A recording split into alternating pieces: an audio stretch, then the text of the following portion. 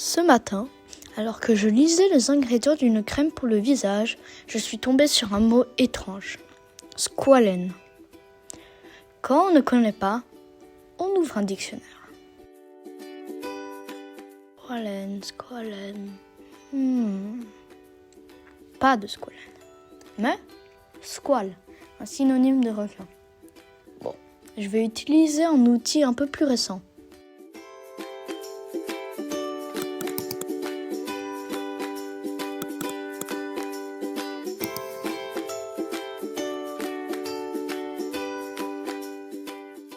Voilà, il semble que le squalène soit un produit à base de requin.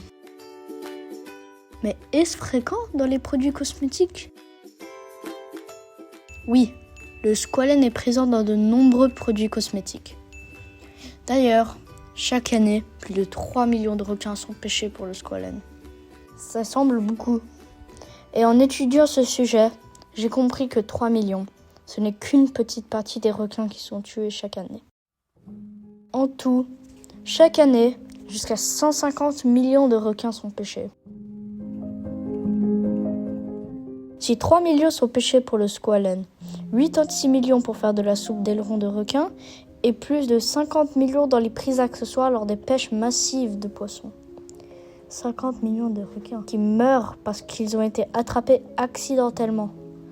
Alors, vous êtes sûrement en train de vous dire « Moi, je n'ai jamais mangé de requin, ce problème ne me concerne pas directement. » Mais en fait, quand vous mangez de la crevette, quand vous mangez du saumon, quand vous mangez des sushis, vous contribuez indirectement à la disparition du requin. Avec cela, il faut tenir compte que 70 millions de requins meurent chaque année car nous pêchons en trop grand nombre les poissons dont ils se nourrissent, laissant les requins mourir de faim. Et des dizaines de millions meurent parce que nous détruisons et altérons leur habitat.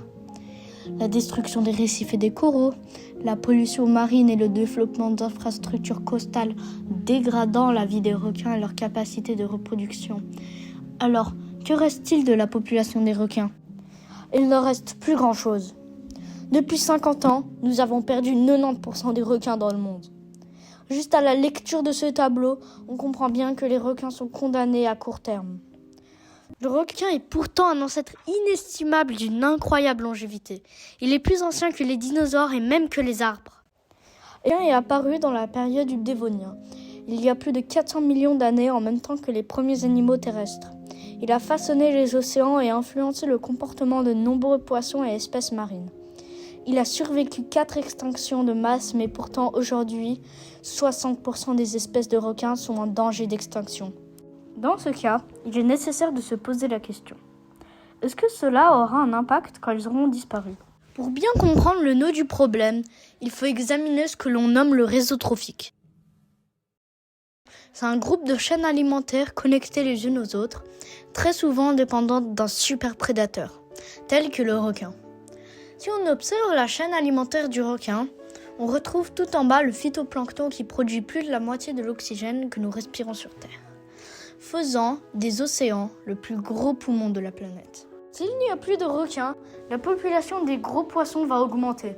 Les grands poissons se nourriront en masse de petits poissons qui, eux, finiront par disparaître. Cela permettra à la population des crevettes et petits animaux marins de se développer rapidement.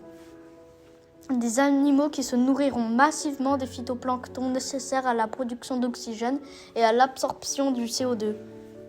Lorsque le CO2 augmente, il augmente l'effet de serre qui contribue au réchauffement climatique déjà en cours. Les requins sont donc vitaux car supprimer un maillon de cette chaîne pourrait entraîner le dérèglement de l'écosystème sous-marin, voire terrestre. Et les requins participent à cet équilibre de la vie marine depuis 400 millions d'années. Alors, est-ce que le squalène en vaut la peine ?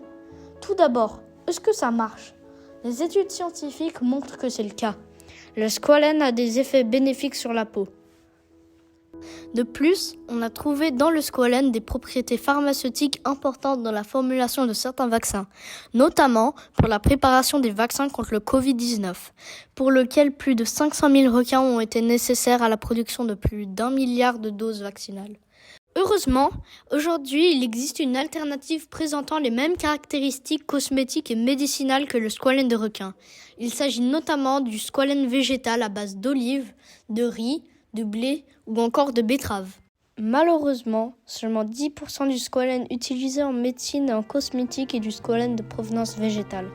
Et il est très difficile de différencier les produits contenant du squalène végétal des autres, car ils n'ont pas de symbole distinctif comme il existe pour les produits bio et vegan. C'est pour cela qu'il est nécessaire de pouvoir clairement identifier cette caractéristique sur les produits, par exemple avec un symbole comme celui-ci, qui sensibiliserait et informerait la population des dangers indirects qu'elle court si elle continue d'acheter ce type de cosmétique. Alors, faites attention lorsque vous choisissez un produit cosmétique. Lisez les ingrédients et rappelez-vous une chose. Il y a seulement 12 personnes tuées par an par des requins. Mais il y en aurait des millions qui périraient chaque année s'il n'y avait plus de requins.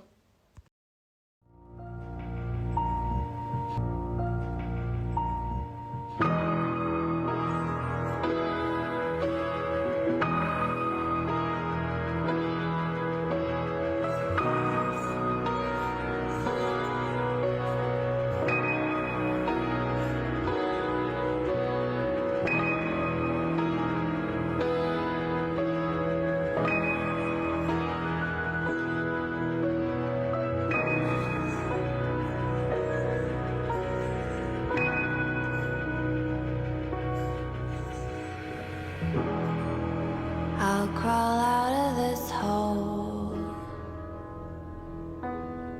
soon enough.